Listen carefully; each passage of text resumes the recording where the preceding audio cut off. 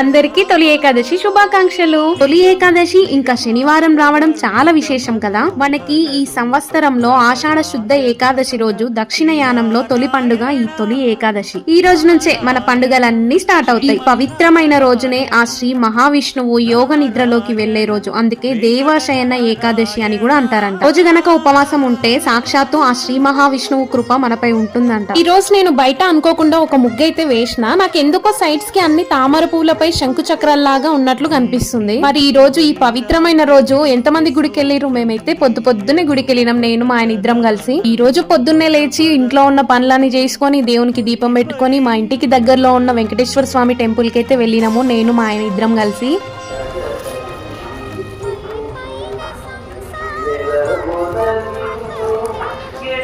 వెంకటేశ్వర స్వామికి ఈ రోజు నైవేద్యంగా పేలాల పిండి అయితే పెట్టాలంట. కానీ నేను పులిహోర ఇంకా చక్కెర పొంగల్ అయితే చేసిన.